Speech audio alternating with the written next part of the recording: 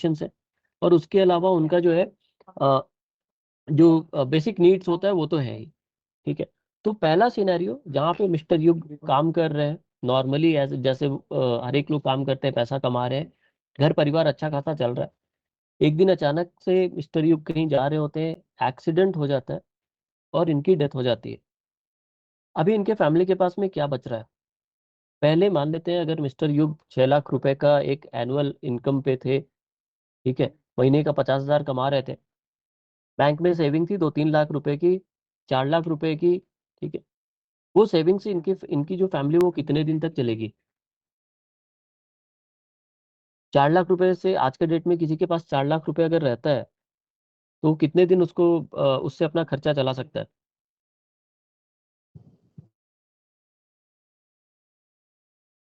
Unmute करके बता सकते हैं? 1.5 साल।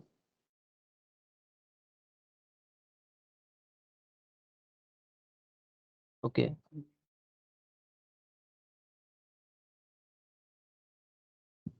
तो ये जो एग्जांपल मैंने बताया, 4-5 लाख सेविंग्स थी उनके पास में, उस पैसे से ज्यादा 6 महीना 1 साल तक वो उनका जो फैमिली है, उनकी जो फैमिली है वो अपना खर्च चला सकती है। उसके बाद क्या? उसके बाद की जो बेसिक नेसेसिटीज है, जो हम लोग बोलते हैं रोटी कपड़ा मकान, ये सब का जो पैसा आएगा वो कहाँ से आएगा?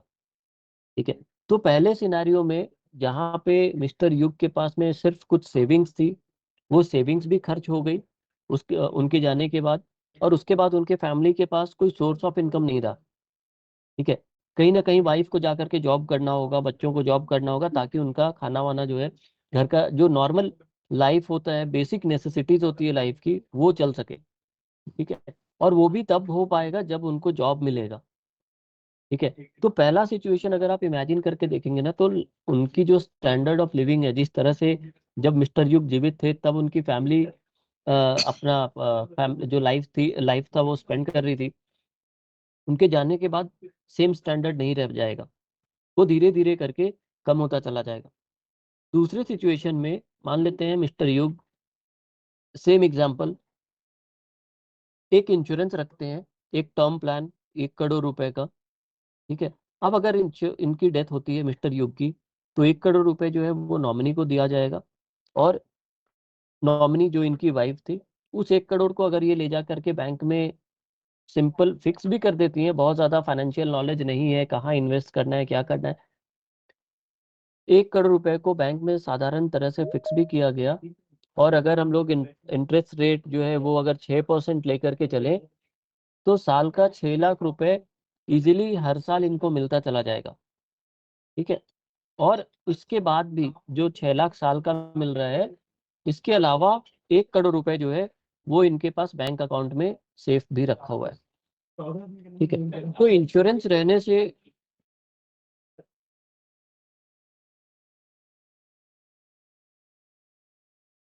लेने से क्या हुआ कि जब एक इनकम रिप्लेसमेंट आप बोल सकते हैं, पहले मिस्टर युग जब जीवित थे वो पैसा कमा रहे थे, साल का 6 लाख कमा रहे थे, बाद में इनके जाने के बाद जो ये 1 करोड़ की बीमा, 1 करोड़ की ये पॉलिसी लेकर के रखे थे, वो पॉलिसी इनके लिए काम कर रहा है, वो पैसा बैंक में रखा हुआ है और हर साल 6 लाख रुपए इनके फैमिली को दे रहा है। ठीक है। तो जो बहुत ज्यादा एस्पिरेशनल जो लाइफ ये हो सकता है सोचे होंगे, वर्ल्ड टूर करने जाना है, गाड़ी खरीदना है, नया घर लेना है, हो सकता है वो सारी चीजें जो है वो पूरी ना हो पाए, लेकिन कहीं ना कहीं जो बेसिक नेसेसिटीज है लाइफ की, जहाँ पे ये अपने बच्चों को पढ़ा सकते हैं, घर का खाना पीना खर्चा जो है, जो साधारण जो खर्चे होते हैं, वो उस पैसे से जरूर चलेंगे। ठीक है। दूसरा एग्जाम्पल मैं देना चाहूंगा, ये तो हो गया प्रोटेक्शन को लेकर के, टर्म प्लान, कि अगर कोई बड़ा कवर लेते हैं 1 करोड़ रुपए का, मैं आगे बताऊंगा प्रीमियम कितना आता है, कैसे टर्म प्लान लेते हैं, टर्म प्लान क्या होता है। ठीक है। बट इसके अलावा भी इंश्योरेंस में बाकी प्रोडक्ट हैं, जैसे सेविंग्स प्रोडक्ट है, जहाँ पे आप 10 साल या 12 साल पे कीजिए, 15वें साल 20वें साल 25वें साल जब भी आप चाहते हैं लमसम पैसा आप ले लीजिए। हो सकता है किसी को अपनी बेटी की शादी करनी हो, बच्चे की शादी के लिए पैसा जमा कर रहे हो। ठीक है। आप फिक्स करके रखे होंगे, हो सकता है आपने सुकन्या समृद्धि आप चला रहे होंगे, हो सकता है आपने म्यूचुअल फंड में इन्वेस्ट किया होगा, सारे इन्वेस्टमेंट सही है। ठीक है। किसी भी इन्वेस्टमेंट को कभी गलत नहीं बोला जा सकता, लेकिन हर जो बोला जाता है ना कि सारा का सारा पैसा एक जगह नहीं रखना चाहिए, तो इसी को हम लोग पोर्टफोलियो बोलते हैं कि अलग अलग जगह पे आप पैसा थोड़ा थोड़ा इन्वेस्ट करें, हर जगह का रिटर्न जो है, हर जगह का फायदा आपको मिलेगा। उसमें से एक प्रोडक्ट है हमारा इंश्योरेंस का सेविंग्स प्लान, 100% गारंटीड प्लान, जहाँ पे आप मान लीजिए 20वें साल में शादी करनी है, 25वें साल में शादी करनी है, ठीक है, तो आज के डेट में आप एक इन्वेस्टमेंट करते हैं जहाँ आप 10 साल या 12 साल पैसा पे करते हैं, 25वें साल में आपको लमसम करीब करीब जितना पैसा आपने डबल किया उसका 3 गुना पैसा आपको, टैक्स फ्री पैसा आपको मिल जाता है। ठीक है, तो ये सारे प्रोडक्ट्स को हम लोग आगे चल के डिटेल में डिस्कस करेंगे अगले सेशन में। आज का जो हमारा सेशन है, आज के सेशन में हम लोग सिर्फ प्रोटेक्शन को डिस्कस करेंगे, टर्म प्लान को, जहाँ पे अभी मैंने बताया लाइफ के गोल्स के बारे में बात कर रहा था, जहाँ बेसिक नेसेसिटीज ये वाले स्लाइड में आप देख सकते हैं कि रोटी कपड़ा और मकान जो बेसिक नेसेसिटीज है, इसके ऊपर अगर आप अपने लाइफस्टाइल को, स्टैंडर्ड ऑफ लिविंग को बढ़ाना चाहते हैं तो आता है मेरे कुछ अरमान। हो सकता है आपको गाड़ी खरीदनी हो, ज्वेलरी खरीदनी हो, कहीं पे टूर पे जाना हो, ठीक है, हायर एजुकेशन चाहिए हो, बच्चों की ग्रैंड तरीके से शादी करनी हो, ठीक है। और थर्ड लेवल पे आता है ख्वाब और शान, लिगेसी प्लानिंग, वर्ल्ड टूर, जो आपके कुछ पैशन हॉबीज हैं, चैरिटी करना चाहते हैं, जो भी आपके सपने हैं, आप उन सपनों को जीना चाहते हैं, तो थर्ड लेवल जो है वहां पे आता है। लेकिन ये सारे जो नेसेसिटीज हैं, जस्ट एक सेकंड, हेलो विवेक।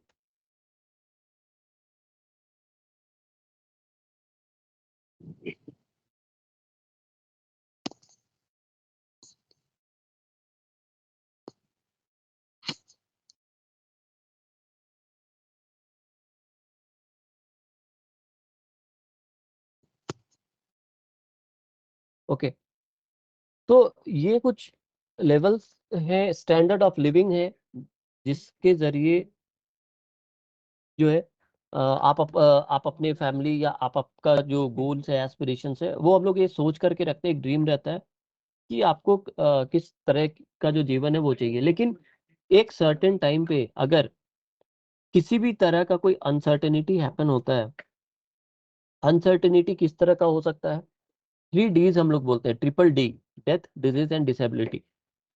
इसमें से कुछ भी अगर होता है ना, डेथ में तो आदमी चला ही गया, अर्निंग भी चली गई, इनकम डाउन होता चला जाता है, रिस्पॉन्सिबिलिटीज बढ़ती जाती है, ठीक है। तो वैसे टाइम पे डेथ हैपन होने के बाद स्टैंडर्ड ऑफ लिविंग धीरे धीरे नीचे चला जाता है। वहां पे आप ख्वाब और शान या अरमानों की बात छोड़िए, रोटी कपड़ा और मकान जो है वो भी थोड़ा सा उसके ऊपर भी आफत आ जाती है कि वो कैसे होगा, ठीक है। सेकेंड और थर्ड जो है डिसेबिलिटी एंड डिजीज, यहाँ पे किसी भी पर्सन की डेथ तो नहीं हो रही, लेकिन अर्निंग बंद हो जाती है और उनकी जो सेविंग्स है, सेविंग्स भी एक तरह से पूरा का पूरा खर्च हो जाता है। क्योंकि अगर डिसेबिलिटी हो गई, अर्निंग रुक गया, खर्चा तो कंटिन्यू रहेगा ही, ठीक है। बीमारी हो गई, बीमारी में आज के टाइम पे हॉस्पिटल्स के जो बिल्स आते हैं, तो पूरा का पूरा सेविंग जो है वो चला जाता है। तो अगर आप अपने सेविंग्स को प्रोटेक्ट करना चाहते हैं, अभी तक आपने जो भी पैसा कमाया है, जो भी आपने सेव किया है पैसा, आप उस पैसे को अगर सेव करना चाहते हैं, सेविंग्स का प्रोटेक्शन करना चाहते हैं, तो आपके लिए टर्म प्लान जरूरी है। आप अपने बाद अपने फैमिली का फाइनेंशियल प्रोटेक्शन चाहते हैं कि आपके जाने के बाद आपके फैमिली को किसी के आगे हाथ ना फैलाना पड़े, उनके जो भी बेसिक नेसेसिटीज है वो चालू रहे, बच्चों की पढ़ाई लिखाई चालू रहे, तो टर्म प्लान इंपॉर्टेंट है और बहुत ही इंपॉर्टेंट है। खास करके कोविड जैसे सिनेरियो के बाद, जब ये पैंडेमिक आया, कोविड आया था, इसके बाद से टर्म प्लान का जो रिक्वायरमेंट है, जो नीड है और डिमांड है, सब कुछ बढ़ गया है, ठीक है। हर साल हर एक कंपनी अपने अपने प्रोटेक्शन प्लान के प्रीमियम को रिवाइज करती है, ठीक है, प्रीमियम बढ़ता है। हमारा भी जो टर्म प्लान है 18th तक सेम प्रीमियम पे मिल रहा है। 18th से पहले अगर आप लॉग इन करते हैं, 18th के बाद प्रीमियम थोड़ा सा रिवाइज होगा। तो अगर आप में से किन्हीं भी पार्टनर के पास में कोई भी पहले से कॉल चल रही है, तो आप आज उनसे एक बार बात कीजिएगा, आज कल और परसों, 3 दिन टाइम है। 3 दिन में अगर आप लॉगिन और पेमेंट करा लेते हैं तो सेम पॉलिसीज सेम प्रीमियम पे उनका जो पॉलिसी है वो इशू हो जाएगी। 18 के बाद जो है प्रीमियम थोड़ा सा बढ़ जाएगा, ठीक है। तो ये तो हो गई बात कि क्या नीड है इस प्लान की, टर्म प्लान की। अब टर्म प्लान बेसिकली होता क्या है, टर्म प्लान में अभी जब हम लोग बात कर रहे थे कि फैमिली का फाइनेंशियल प्रोटेक्शन हो जाता है। कैसे होता है? तो इसमें हम लोग एक छोटे से प्रीमियम पे काफी बड़ा अमाउंट जो है उसका रिस्क कवर देते हैं, कि अगर डेथ होता है तो डेथ बेनिफिट मिल जाती है। डेथ बेनिफिट के रूप में 50 लाख, 1 करोड़, जो भी प्रोटेक्शन आप ले रहे हैं, जो भी सम एश्योर्ड आप ले रहे हैं, वो आपको वहां पे मिल जाता है। ठीक है, यहां तक में किन्हीं का कोई डाउट है? प्रोडक्ट पे आने से पहले किसी तरह का कोई क्वेश्चन है तो आप पूछ सकते हैं। किन्हीं का कोई डाउट? मंजरी जी, निशित जी, सुमिता जी।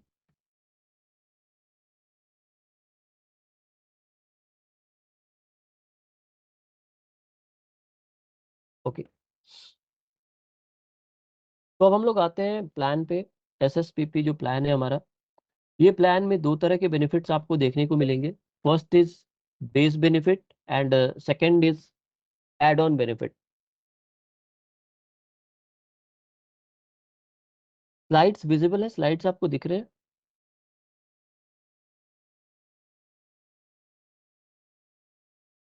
मेरी आवाज आ रही है? हेलो?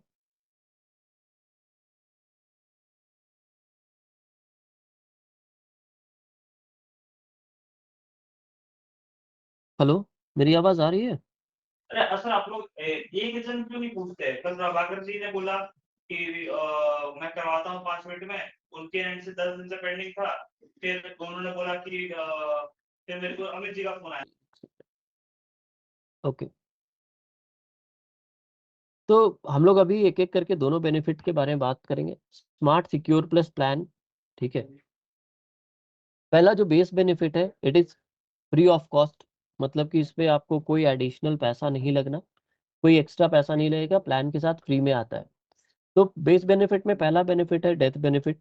यहाँ पे दो तरह के डेथ बेनिफिट्स दिए जाते हैं। First is flat death benefit, जहाँ पे अगर कोई कस्टमर 1 करोड़ का सम एश्योर्ड लेता है तो सेम 1 करोड़ पूरे पॉलिसी टर्म में रहना है। मतलब जब तक प्लान चल रहा है 1 करोड़ का बेनिफिट रहेगा। कस्टमर का डेथ हुआ, 1 करोड़ रुपए जो है वो दे दिए जाएंगे कस्टमर को, नॉमिनी को। दूसरा increasing death benefit. Increasing death benefit में क्या होता है? हर साल 5-5% से डेथ बेनिफिट बढ़ता चला जाता है। 5-5% मतलब अगर 1 करोड़ का सम एश्योर्ड किसी का है, मतलब किसी ने 1 करोड़ का रिस्क कवर लिया है, तो हर साल 5-5 लाख से बढ़ता जाएगा। ठीक है, और जिस भी ईयर में डेथ हुआ, तो जो भी डेथ बेनिफिट रहेगा वो नॉमिनी को दे दी जाएगी। ठीक है, तो ये दो तरह के डेथ बेनिफिट्स हम लोग यहाँ पे प्रोवाइड करते हैं। लिमिटेड पे का ऑप्शन है कि आप 5, 10, 12, 15 साल तक पे कर सकते हैं। आप चाहे तो 5 साल प्रीमियम पे कर सकते हैं, आप चाहे तो 10 साल पे कर सकते हैं, 12 साल पे कर सकते हैं, 15 साल पे कर सकते हैं। ठीक है, तो लिमिटेड पे ऑप्शन भी दिया गया है। लिमिटेड पे ऑप्शन क्यों जरूरी है? कि एक तो पॉलिसी लैप्स होने का चांसेस काफी कम हो जाता है। दूसरा, आपकी जो पॉलिसी है वो हो सकता है 40 साल चल रही है, 45 साल चल रही है। आप 10 साल या 12 साल पैसा दे करके निश्चिंत हो गए, इसके बाद आपको पैसा नहीं देना है, आपका इंश्योरेंस कवर चल रहा है। जब तक आप 85 ईयर्स के होंगे तब तक आपका इंश्योरेंस कवर चलता रहेगा। अगर आप ओवरऑल प्रीमियम भी देखिएगा, टोटल प्रीमियम पेड, तो 10 साल में आप जितना प्रीमियम पे कर रहे हैं टोटल प्रीमियम, अगर आप रेगुलर पे में जाते हैं तो रेगुलर पे में टोटल प्रीमियम आपका ज्यादा चला जाता है। जैसे एक एग्जांपल लेते हैं कि अगर आप 10 साल में 10-10 रुपए करके पेमेंट किए, तो 10 साल में आपने 100 रुपए का पेमेंट किया।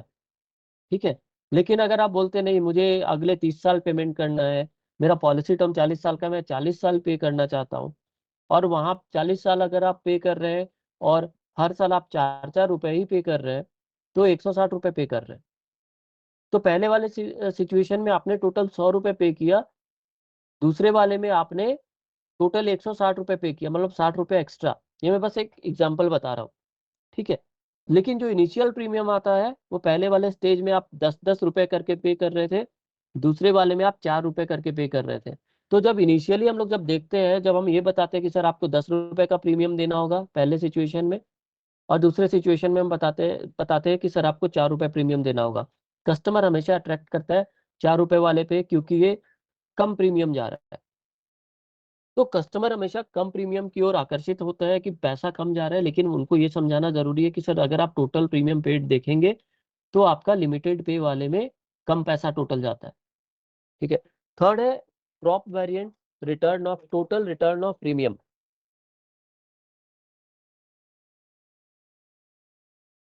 टोटल रिटर्न ऑफ प्रीमियम का मतलब है कि आपने जितना पैसा दिया है मैच्योरिटी पे पूरा का पूरा पैसा वापस हो जाएगा अगर कस्टमर के साथ कोई मिसहैपनिंग नहीं होती है तो। ठीक है। अगर आप विदाउट रिटर्न ऑफ प्रीमियम वाला वेरिएंट लेते हैं तो अगर डेथ नहीं होती है तो बेनिफिट में मैच्योरिटी पे कुछ भी नहीं मिलना है विदाउट रिटर्न ऑफ प्रीमियम वाले वेरिएंट पे। लेकिन रिटर्न ऑफ प्रीमियम पे जो पैसा आप दिए हैं वो पूरा का पूरा लास्ट में वापस हो जाता है। तो एक तरह से अगर देखा जाए तो ये फ्री का इंश्योरेंस हो गया रिटर्न ऑफ प्रीमियम वाला, क्योंकि आपने अभी पैसा दे दिया कंपनी को, कंपनी के पास वो पैसा सुरक्षित है। अगर कस्टमर के साथ कोई मिसहैपनिंग होती है तो कंपनी उसको वो सम एश्योर्ड दे देगी, 1 करोड़ 2 करोड़ जितने का प्लान था। अगर कुछ नहीं होती है तो प्रीमियम लास्ट में वापस कर दिया जाएगा। Fourth is terminal illness. Terminal illness एक ऐसा बेनिफिट है जहाँ पे किसी भी तरह का कोई एंड स्टेज बीमारी होती है, कोई टर्मिनल इलनेस होता है जहाँ पे डॉक्टर बोलता है ये पेशेंट जो है अब 6 महीना से ज्यादा सरवाइव नहीं कर पाएगा। ठीक है। तो वैसे सिचुएशन में जीवित रहते हम सम एश्योर्ड जो रहता है वो दे देते कस्टमर को अप टू 1 करोड़।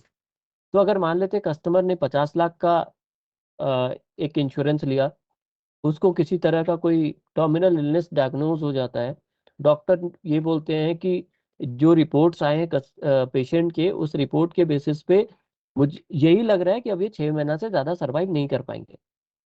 ठीक है।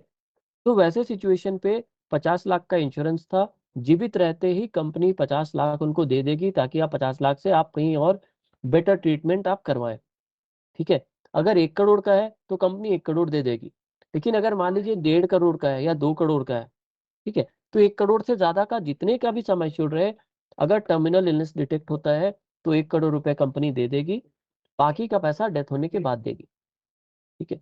मान लेते हैं कि किसी का 1 करोड़ का कवर था, कंपनी 1 करोड़ रुपए दे दी, टर्मिनल इलनेस डिटेक्ट हुआ उस टाइम पे ही, और बाद में एक कस्टमर जो है वो सरवाइव कर गया, वो ठीक हो जाता है। ठीक है। वो कहीं पे अच्छा ट्रीटमेंट लिया, उस पैसे से ही वो ठीक हो गया। तो वहां पे कंपनी ये बोलने नहीं जाएगी कि अब आपको पैसा वापस करना है या प्रीमियम देना है।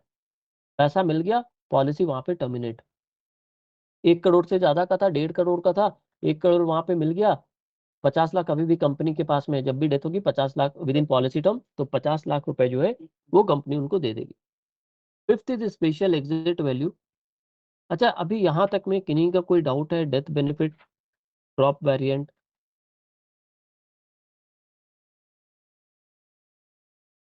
किन्हीं का भी? मंजरी जी, चांद जी, निशित शाह? ओके, कोई रिस्पॉन्स नहीं है, मतलब अगर कोई डाउट नहीं है मैं आगे बढ़ता हूँ। नो सर, कोई डाउट नहीं। Okay, thanks. Next is special exit value. Special exit value एक काफी बड़ा यूएसपी है, मतलब यूनिक सेलिंग पिच आप बोल सकते हैं। ठीक है। कि कई अभी जब मैं ड्रॉप वेरिएंट बता रहा था वहां पे मैंने ये बताया कि अगर आप प्रीमियम दे रहे हैं, कस्टमर अगर प्रीमियम दे रहा है, प्रीमियम देने के बाद उसकी पॉलिसी कंटिन्यू चल रही है, कस्टमर का डेथ हो जाता है तो डेथ बेनिफिट मिल गया, और अगर डेथ नहीं होता है तो मैच्योरिटी पे कुछ भी नहीं मिलता है अगर रिटर्न ऑफ प्रीमियम वाला वेरिएंट नहीं है तो। अगर वो रिटर्न ऑफ प्रीमियम वाला वेरिएंट लिया है तब जाके मैच्योरिटी पे टोटल प्रीमियम वापस मिल जाएगा जितना उसने पे किया था। ठीक है। तो अब दोनों में, रिटर्न ऑफ प्रीमियम वाले में और विदाउट रिटर्न ऑफ प्रीमियम वाले वेरिएंट में क्या डिफरेंस आता है? तो प्रीमियम थोड़ा सा ज्यादा आता है, करीब करीब 150% जैसा ज्यादा आता है अगर आप रिटर्न ऑफ प्रीमियम वाला वेरिएंट लेते हैं तो। ठीक है। एज पे डिपेंड करता है, मैं ऑन एन एवरेज बता रहा हूँ, कहीं कहीं पे 120%, 125% पे भी मिल जाता है। ठीक है। तो बोलने का मतलब ये है कि यहाँ पे कस्टमर हमेशा सस्ते वाले प्लान की तरफ अट्रैक्ट होता है। तो क्या होगा अगर कस्टमर ने विदाउट रिटर्न ऑफ प्रीमियम वाला वेरिएंट लिया? तो नॉर्मली मार्केट में जितने भी विदाउट रिटर्न ऑफ प्रीमियम वाले वेरिएंट है, वहां पे यही होता है कि कस्टमर पैसा पे कर रहा है, डेथ हुआ तो बेनिफिट मिला, डेथ नहीं हुआ तो कुछ भी नहीं मिला, नील हो गया पैसा। बट हमारे पास में एक ऑप्शन है स्पेशल एग्जिट वैल्यू, जहाँ पे हम एक स्पेशल टाइम पीरियड प्रोवाइड करते हैं। वो टाइम पीरियड क्या है? अगर आपका पॉलिसी टर्म 40 से 44 साल के बीच में है तो 25th पॉलिसी ईयर, मतलब पॉलिसी का 25वां साल, या कस्टमर का 65 ईयर ऑफ एज, जो पहले आएगा वो। ठीक है, पॉलिसी टर्म 44 साल से ज्यादा है तो 30th पॉलिसी ईयर या 65 ईयर ऑफ एज। ये जो पॉइंट, ये जो टाइम दिया गया है, ये जो टाइम पीरियड, उस साल पे कस्टमर चाहे तो अपना पूरा पैसा वापस लेके प्लान को बंद कर सकता है। मतलब ये कि अगर आप विदाउट रिटर्न ऑफ प्रीमियम वाला प्लान भी ले रहे हैं तो आपके पास एक ऐसा टाइम है जहां पे आप पूरा का पूरा पैसा वापस ले सकते हैं। ठीक है, इसके अलावा बाकी जो बेनिफिट्स हैं, premium break option, voluntary sum assured option जो है ये अभी नहीं है हमारे पास में। प्रीमियम ब्रेक ऑप्शन क्या है? ये सारे जो ऑप्शंस हैं, एड ऑन बेनिफिट्स जो आपको राइट साइड में दिख रहे हैं, premium break, voluntary sum assured top up, max life CIDR, accidental cover, waiver of premium plus and accelerated critical illness benefit rider.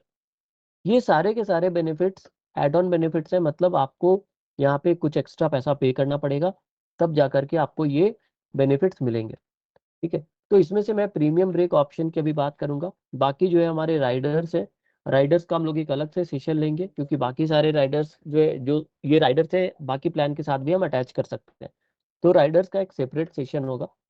Premium break option क्या है? अभी कोविड के टाइम पे एक अगर देखा जाए तो लॉकडाउन था, बहुत सारे लोगों का फाइनेंशियल कंडीशन खराब हो गया था, बहुत सारी लाइबिलिटीज बढ़ गई थी, इनकम नहीं था। तो ऐसे सिचुएशन में अगर आपको इंश्योरेंस का प्रीमियम देना पड़े तो वो एक एडिशनल लाइबिलिटी बन जाती है। तो अगर आप पॉलिसी लेने के समय में ही कुछ एक्स्ट्रा पैसा लगा करके प्रीमियम ब्रेक ऑप्शन लेते हैं तो 10 साल के बाद आप कभी भी एक प्रीमियम आपको नहीं देना है। जब आप एक प्रीमियम नहीं देंगे उसके बाद से आपको फिर प्रीमियम देना है और उसके 10 साल के बाद फिर से आप एक प्रीमियम ब्रेक ले सकते हैं। शॉर्ट में बोला जाए, सिंपल भाषा में, तो 10-10 साल के अंतराल पे आप 2 बार अपना प्रीमियम पे नहीं करेंगे, आपका पॉलिसी चलता रहेगा। अगर किसी रीजन से आप ये भूल जाते हैं कि आपको प्रीमियम नहीं देना था, आपने कोई ऐसा फीचर लेकर के रखा था, तो लास्ट का 2 प्रीमियम जो रहेगा वो कंपनी आपसे नहीं लेगी, वो प्रीमियम माफ हो जाता है। मतलब प्रीमियम ब्रेक ऑप्शन अगर आप लेते हैं तो 2 प्रीमियम आपको नहीं देना है, बाकी का प्रीमियम आपको देना है। ठीक है, अब इसके साथ में जो एक एडिशनल बेनिफिट हम दे रहे हैं that is joint life. Normally क्या है, मार्केट में जितने भी तरह के टर्म प्लान है, टर्म प्लान में हम लोग जनरली सिंगल लाइफ को ही कवर देते हैं। मतलब हस्बैंड का टर्म प्लान है तो हस्बैंड के नाम पे ही कवर है, हस्बैंड का डेथ हुआ तो पैसा मिलेगा, हस्बैंड का डेथ नहीं हुआ तो कुछ भी नहीं मिलेगा, या रिटर्न ऑफ प्रीमियम है तो वो मिल जाएगा। सेम वाइफ के नाम पे लेना है तो वाइफ के नाम पे अलग प्लान लेना पड़ेगा। यहाँ पे क्या है, अगर हम एक ऐसा टर्म प्लान लेते हैं जिसमें हस्बैंड एंड वाइफ दोनों का कवरेज हो, तो आप मैक्स लाइफ का SSPP प्लान ले सकते हैं, ज्वाइंट लाइफ वाला ऑप्शन।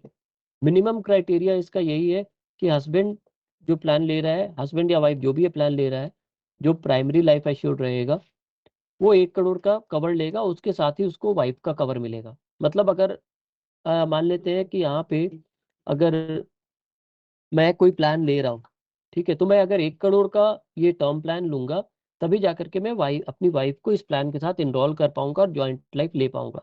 अगर मैं 50 लाख का ले रहा हूँ तो ज्वाइंट लाइफ नहीं ले पाऊंगा। ठीक है, तो अब इसमें क्या एडिशनल बेनिफिट मिलता है? तो यहाँ पे आप देख रहे हैं, यहाँ पे मिस्टर राघव है एंड मिस्टर जानकी है, हस्बैंड वाइफ दोनों एक ज्वाइंट लाइफ पॉलिसी ले रहे हैं। अगर इंडिविजुअल टर्म प्लान लेते हैं मिस्टर राघव तो इनका प्रीमियम आता है 29,682 रुपया, और वाइफ के लिए अलग से अगर ये एक 10 लाख का ही प्लान ले लेते हैं तो 10,000 का प्रीमियम इनको अलग से देना पड़ रहा है। दोनों सिचुएशन में क्या होगा, एक तो इनको 2 अलग अलग टर्म प्लान लेना होगा, 2 बार डॉक्यूमेंटेशन, 2 बार मेडिकल टेस्ट, वो भी दोनों का हस्बैंड वाइफ दोनों का मेडिकल टेस्ट हो रहा है, या फिर फाइनेंशियल डॉक्यूमेंट दोनों का देना पड़ेगा। लेकिन अगर ये ज्वाइंट लाइफ लेते हैं तो ये मिस्टर राघव जो है हस्बैंड, इनको प्रीमियम देना पड़ेगा 29,682 रुपये 1 करोड़ के अगेंस्ट में, और साथ एक्स्ट्रा प्रीमियम सिर्फ देना होगा 3,416 रुपये का। ठीक है, तो पहले वाले में, ये वाले में देखिए 10,000 का प्रीमियम जा रहा था वाइफ का, लेकिन अगर ये जॉइंट लाइफ ले रहे हैं तो सिर्फ 3,000 का जा रहा है, 3,416, 6,652 रुपये जो है वो बच रहा है ज्वाइंट लाइफ लेने से। दूसरा चीज क्या हो रहा है कि जो भी मेडिकल टेस्ट होगा सिर्फ ये हस्बैंड जी का होगा, जो भी फाइनेंशियल डॉक्यूमेंट्स दे रहा है, आईटीआर, सैलरी स्लिप वगैरह, वो सिर्फ हस्बैंड का लगेगा, वाइफ का कुछ नहीं लगेगा। ठीक है, तो एक तरह से बहुत इजी तरीका हो जाता है टर्म प्लान लेने के लिए। वाइफ को भी आप साथ में कवर कर सकते हैं। अब यहाँ पे बेनिफिट क्या मिलेगा, तो बेनिफिट 3 तरीके से मिलता है। पहला सिचुएशन, यहाँ पे अगर वाइफ की, मैं यहाँ पे प्राइमरी एंड सेकेंडरी लाइफ लिखा है। प्राइमरी लाइफ का मतलब ये हो गया जिसका आप 1 करोड़ का पॉलिसी ले रहे हैं, जिसका आप फाइनेंशियल डॉक्यूमेंट दे रहे हैं, जिसका आप मेडिकल टेस्ट करा रहे हैं, वो प्राइमरी लाइफ एश्योर्ड हो गया। ठीक है, सेकेंडरी लाइफ एश्योर्ड जो दूसरा पार्टी हो गया स्पाउस, वो सेकेंडरी लाइफ एश्योर्ड यहाँ पे हो जाएगा। तो अगर आप, हो सकता है किसी सिचुएशन में वाइफ अर्निंग हो, तो वाइफ के पास आईटीआर हो, फाइनेंशियल डॉक्यूमेंट्स हो, ठीक है, तो वाइफ प्राइमरी लाइफ एश्योर्ड हो जाएगी और हस्बैंड सेकेंडरी लाइफ एश्योर्ड हो जाएगा। किसी भी तरीके से लिया जा सकता है। तो मान लेते हैं, मैं जो एग्जाम्पल ले रहा हूँ यहाँ पे, हस्बैंड जो है ये प्राइमरी लाइफ एश्योर्ड है and wife secondary life assured है। ठीक है, पहले सिचुएशन में अगर वाइफ की डेथ हो जाती है, मतलब सेकेंडरी लाइफ एश्योर्ड की डेथ हो जा रही है, तो 10 लाख रुपए जो है वो हस्बैंड को मिल जाएगा। हस्बैंड अब आगे का अगर प्रीमियम पे करना है तो वो भी हस्बैंड पे करेगा, और आगे चल के हस्बैंड का डेथ होता है तो 1 करोड़ रुपए नॉमिनी को दे दिया जाएगा, प्लान बंद हो जाएगा। तो पहले सिचुएशन में मतलब कि अगर वाइफ का डेथ पहले हो रहा है तो सिर्फ 10 लाख रुपए मिल रहा है वाइफ के डेथ के अगेंस्ट में, ये ध्यान दीजिएगा। सेकेंड सिचुएशन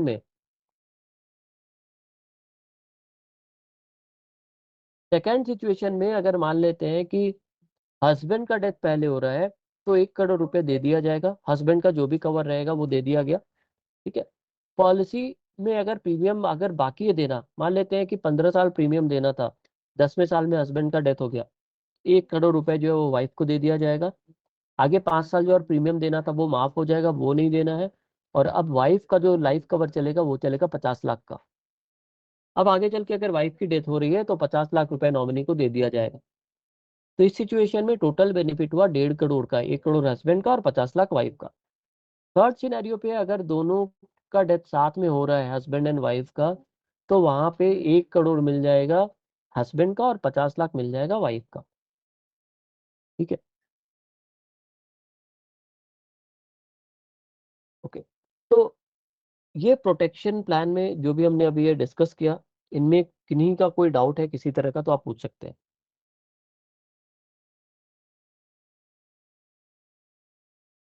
निशित जी, विशाल जी, मंजरी जी, सुमिता जी, किन्हीं का कोई डाउट है इस प्लान में तो आप पूछ सकते हैं, या और भी किसी तरह का कोई डाउट है तो।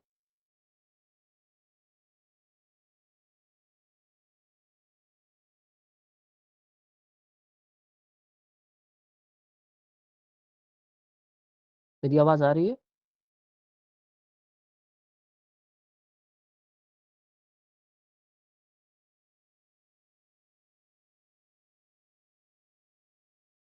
ओके, आई होप कि अगर किन्हीं का कोई डाउट नहीं है तो हम लोग फिर नेक्स्ट सेशन में मिलते हैं। नेक्स्ट सेशन हमारा राइडर्स के ऊपर में होगा। Thank you for joining. Thank you very much.